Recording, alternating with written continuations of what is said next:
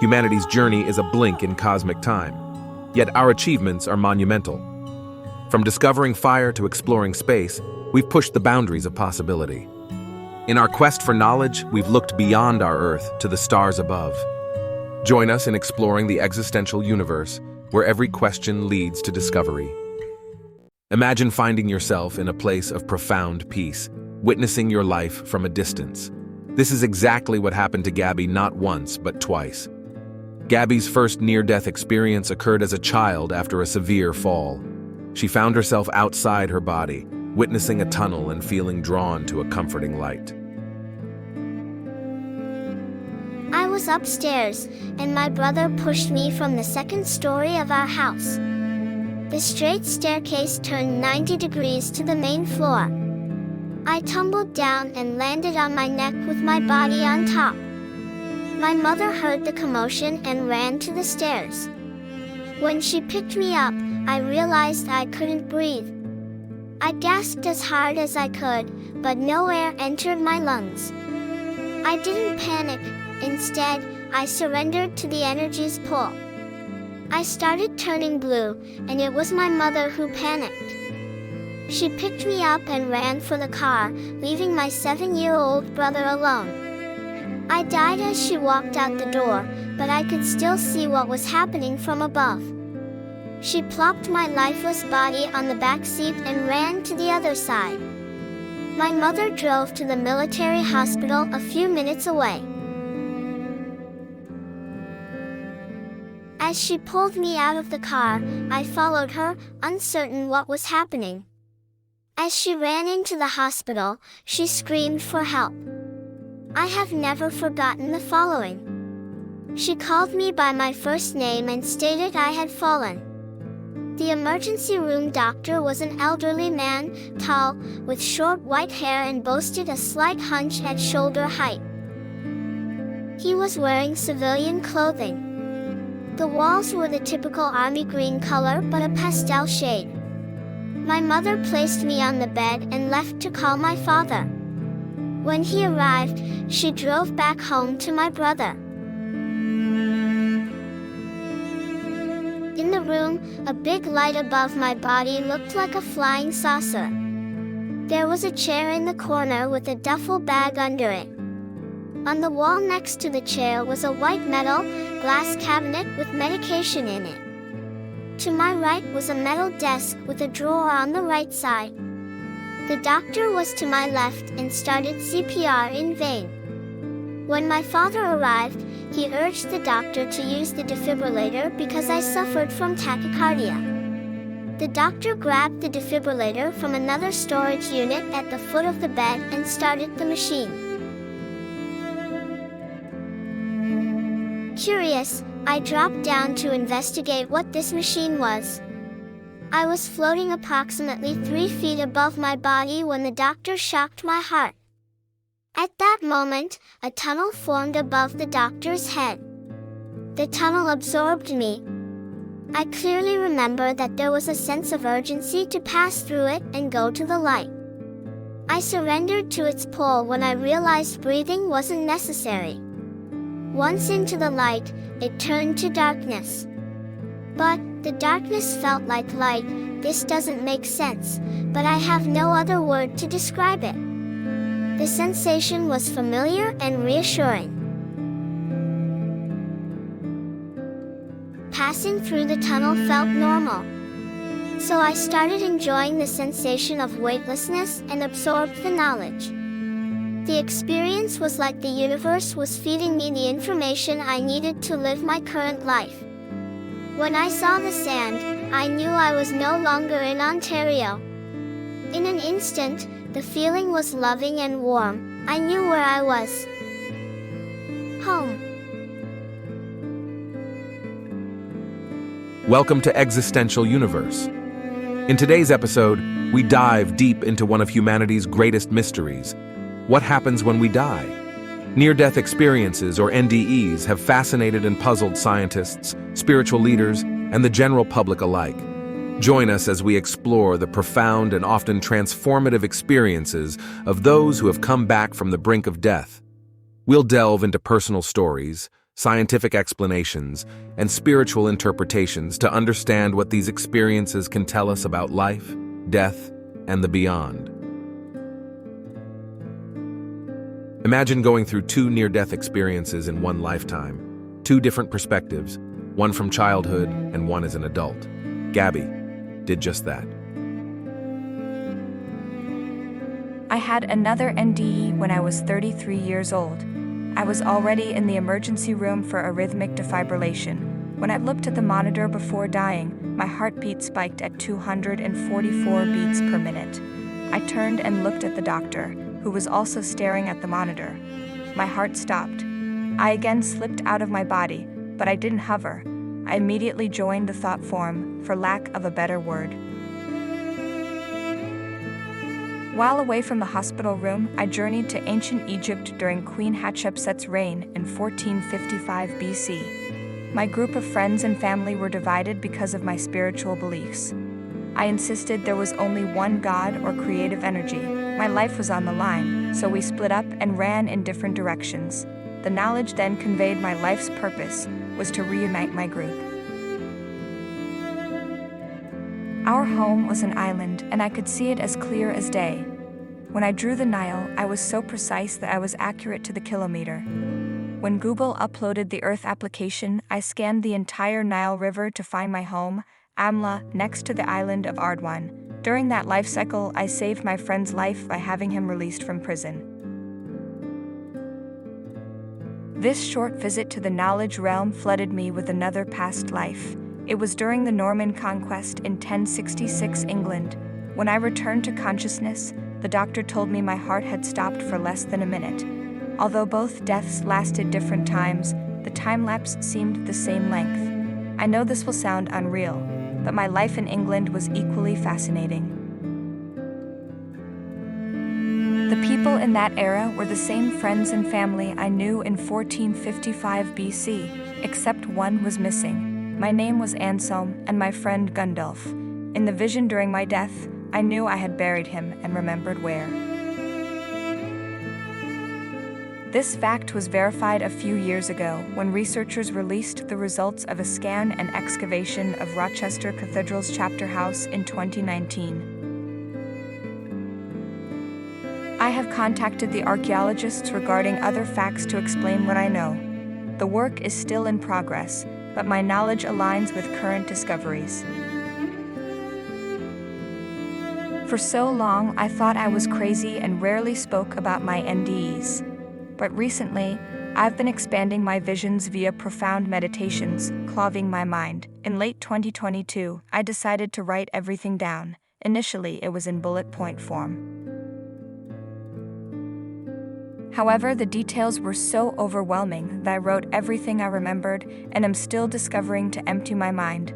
I've written the equivalent of 3 350-page novels, unpublished, of my accounts. I have since reunited with my friends and family from ancient Egypt. Strangely enough, 3 out of 9 people also have memories of our past lives. Their recollections aren't as exhaustive as mine, but in all fairness, they have not experienced an NDE. I firmly believe my NDEs are responsible for the immense love I have for this group of people. In 2002, I met my ancient Egyptian sister. She flew to Canada to visit her aunt, my business partner's wife. When I walked in, she ran to me screaming. Finally, I get to hug my sister. I had never met her because she lived in France. Our age difference didn't matter either. She was 16, and I was 30. The one thing that struck me the most during my NDEs was love. The experience feels like nothing I can describe. It's as though everything is one, eternally indivisible. I've come to understand and accept that remembering our loving nature is forgotten at birth. The thought that keeps me sane is recognizing what awaits me beyond my physical body. Scientifically, near-death experiences, or NDEs, are described as profound psychological events occurring during life-threatening situations. Recent studies have shown surges in brain activity, particularly in regions associated with consciousness, such as the temporal, parietal, and occipital lobes. This activity might explain the vivid and conscious experiences reported by those who undergo NDEs. However, the exact cause remains a topic of debate. One study found that cognitive and spiritual factors often predict the emergence of NDEs more than medical conditions. For instance, patients with a greater propensity for dissociative symptoms or higher levels of spirituality were more likely to report NDEs. The occurrence of NDEs varies, with some studies estimating that between 10% and 20% of people who have had a near-death experience report profound changes.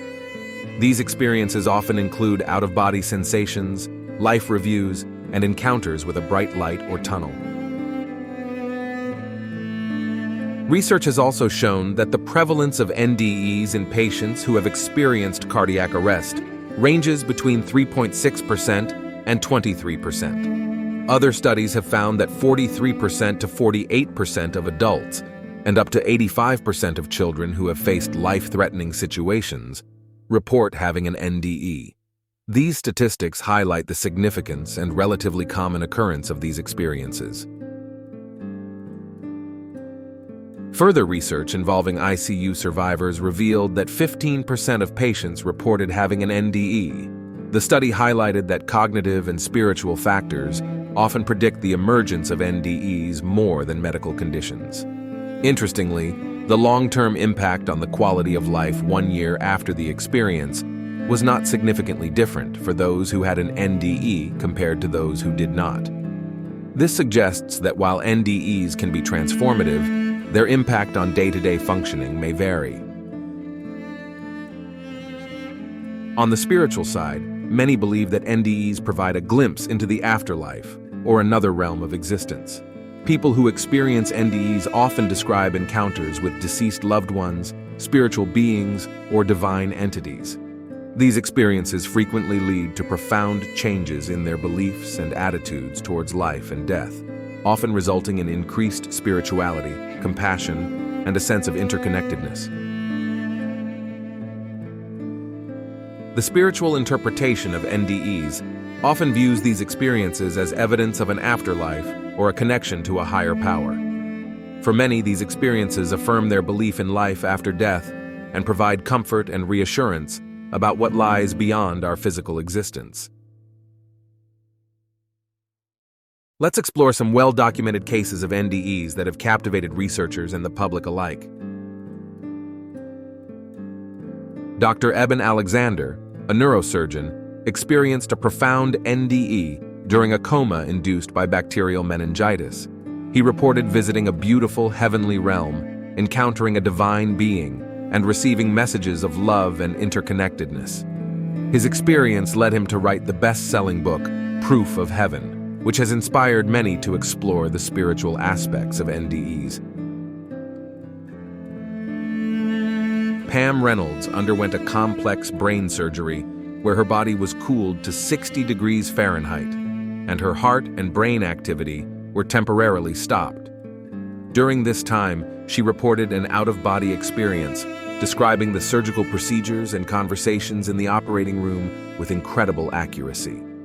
Her case remains one of the most well-documented and compelling examples of an NDE. At the age of 4, Colton Burpo underwent emergency surgery for a ruptured appendix.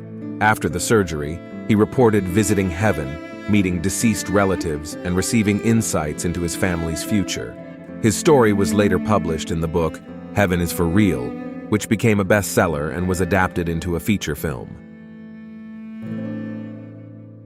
One theory suggests that NDEs are caused by physiological changes in the brain, such as oxygen deprivation, or the release of endorphins. When the brain is under extreme stress, it might produce vivid hallucinations or heightened states of consciousness as a coping mechanism. Research involving EEG-monitored patients has shown that bursts of gamma activity, often associated with conscious awareness, occur in the brain during cardiac arrest. These findings suggest that the brain might retain some level of consciousness even when clinical signs of life are absent. However, It's important to note that these studies have limitations, such as small sample sizes and the inability to correlate neural activity with specific experiences. Larger-scale, multi-center studies are needed to better understand the relationship between brain activity and NDEs. In addition to physiological explanations, some researchers propose that psychological factors play a significant role in NDEs. These factors include the brain's response to extreme stress, the release of neurotransmitters like endorphins, and dissociative mechanisms. Dissociation can occur when the brain separates itself from the physical body to cope with trauma, potentially explaining out-of-body experiences and heightened perceptions. Another interesting area of study involves the similarities between NDEs and experiences induced by certain psychedelic substances, such as DMT. Some researchers suggest that the brain may release natural psychedelics during extreme stress, leading to the vivid and profound experiences reported during NDEs. However, the exact mechanisms remain a topic of ongoing research and debate. Furthermore, the study of NDEs extends into the field of quantum physics and consciousness. Some theories suggest that consciousness may not be entirely bound to the physical brain, proposing that NDEs could involve interactions with a larger, non-local consciousness. These theories, while speculative, offer fascinating possibilities and continue to inspire scientific inquiry. Some individuals interpret NDEs through the lens of their own religious or cultural beliefs, seeing these experiences as affirmations of their faith. For instance, Christians might interpret encounters with a bright light or a loving presence as meeting Jesus or God, while individuals from other religious backgrounds might have different interpretations. Despite these variations, the core elements of NDEs, such as the feelings of peace, love, and transcendence, are remarkably consistent across cultures. These spiritual experiences can have profound and lasting effects. Many NDE survivors report becoming more altruistic, compassionate, and less afraid of death. They often feel a greater sense of purpose and a deeper connection to others and the universe. This transformation can be life-affirming and lead to significant changes in personal values and behaviors. Anita Moorjani, author of Dying to Be Me, experienced a profound NDE during a coma caused by terminal cancer. She described encountering a state of unconditional love and clarity, where she understood the underlying purpose of her life and illness. Upon returning to her body, she experienced a miraculous recovery and has since dedicated her life to sharing her story and insights. Similarly, Mellon Thomas Benedict, a former agnostic, had an NDE during a life-threatening illness. He described traveling through the universe and accessing a vast field of knowledge, where he understood the interconnectedness of all life. His experience profoundly changed his perspective, leading him to explore spirituality and holistic health. I worked on a horse farm, as well as having horses at home and being a lifelong rider. I took the rough out of thoroughbred horses who had started at the track, and this particular day was no different. I was taking a young horse out under saddle for a ride. About a mile from the house and yards, he threw me headfirst. By injury and marks on the road, I landed almost directly on top of my head, onto the hard-packed travel and clay road. I seemed to become aware of everything very acutely. The sun, the wind, the grass blowing in the fields. From where I was far from the barns and house, but somehow I could see what was going on there. I saw everything that had happened that day, from getting up at home several miles away, to starting my day at work feeding and mucking, saddling the horse I'd been riding, all as if I were an observer, but I could see up close from above, see even myself, heard the conversations I had with others, everything. I saw, as if watching from my nowhere, everywhere-ness, myself riding out away from the house and getting thrown. I saw myself lying in the road and was curious and calm. I saw the horse make the additional 2 miles around the road, back to the barn lot, and another worker catch him. Mind, this was miles from other houses. I saw my friend and employer look the horse over, look out over the fields for me, and get in the truck to head out on the road looking for me. I was not sure how this was possible, but it was not distressing. I was glad that the horse went home. I remember watching myself be found and thinking that I must have died, yet I felt no pain. I saw people at my house miles away get a phone call. I saw the ambulance, and I just moved effortlessly from one place to another. I didn't seem to question why I wasn't in my body at all. I apparently started having difficulties in surgery and went somewhere. I was on the road where I'd been thrown again, but I was walking and the sky was getting dark. A friend of mine who was deceased was walking with me, talking about my life, and I knew that we were going together somewhere. The road became unfamiliar to me and the landscape desolate and cold. A lady of unintelligible age that I did not recognize sat at a crossroads. She told me it wasn't my time and that I had things to do before I could go any further. My friend went past this woman and told me that when it was time, she would be waiting for me. This lady I understood to be some kind of gatekeeper or something. She was not impatient but was firm with me. Suddenly, I was seeing myself on a bed, my parents and medical personnel, and I could hear what was said. My body was asleep, but my consciousness was alert. I went into my body and could feel pain and seemed to enter a dream state. I came around at some point and eventually told what I had experienced, which was validated. I had terrible difficulties with my memory for months after the accident, but the things I had seen stayed clear as a bell even when I couldn't remember what I had heard in conversation a few minutes before. The emotional aspects of my experience while observing have never left me in the 27 years since. I had a lot of trouble with my vision, memory, headaches, and did a lot of physical therapy, and by the grace of God, I wasn't paralyzed as initially suspected that I might be. I eventually got back around to working with horses. I couldn't risk another injury, so braking and rough riding were out of the question. I can't do a lot of things I could before, but I've been different since my experience. I can sense others' emotions, human and animal, and especially animals respond to me differently. They are soothed by my presence. I have found that I have the same effect on human patients, and for some time after becoming a nurse, I chose hospice care to provide whatever comfort the dying seemed to sense within me. I haven't talked about that with anyone ever because almost everyone I meet notices something they can't name, but some are made uncomfortable by it. And for the first several years, I felt like a freak. So much so that I spiraled downward in my late teens and attempted suicide. I was again spoken to by the same entity and assured that I had some purpose to fulfill. I'm not crazy, I don't have brain damage, and I'm not psychotic. I have had psychological tests done for my own peace of mind and understanding. As I have gotten older and experienced life more fully, I have accepted that something extraordinary happened to me, and it cannot be explained by the rigid narratives of organized religion. I have a deeply held spirituality of the interconnectedness of all life. These stories, along with countless others, illustrate the deep and lasting impact NDEs can have on individuals. They often inspire a renewed sense of purpose, a focus on love and compassion, and a fearless approach to life and death.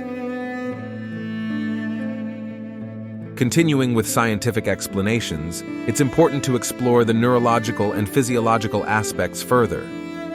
Research has shown that certain parts of the brain, such as the temporoparietal junction, play a crucial role in generating the sensations reported during NDEs, including out-of-body experiences. This region of the brain integrates sensory information and spatial awareness, which could explain why people feel detached from their bodies. Additionally, studies on patients under anesthesia or during cardiac arrest have revealed that even when the heart stops, the brain may exhibit brief bursts of activity, known as transient consciousness. These bursts could potentially account for the vivid experiences reported during NDEs, suggesting that the brain may be more resilient than previously thought. The role of neurotransmitters such as serotonin and dopamine is also significant. During extreme stress or trauma, the brain may release these chemicals in large quantities, contributing to the euphoric and dreamlike quality of NDEs. These neurochemical responses are thought to be protective mechanisms that help the brain cope with imminent danger or death. Despite these findings, much about NDEs remains a mystery. The complexity of the brain and the subjective nature of consciousness make it challenging to fully understand these experiences. Researchers continue to explore the boundaries of neuroscience, psychology, and even quantum physics to gain deeper insights into the nature of NDEs. From a spiritual perspective, NDEs are often seen as encounters with a higher reality. Many people who have had NDEs describe a sense of returning home or reconnecting with a source of all love and knowledge. This sense of homecoming is often accompanied by encounters with beings of light who provide guidance and reassurance. Different cultures and religions have unique interpretations of NDEs. In Hinduism, for example, NDEs might be seen as glimpses of the soul's journey through different realms. In Buddhism, they might be interpreted as insights into the nature of consciousness and the cycle of rebirth. These varied interpretations highlight the universal yet deeply personal nature of NDEs.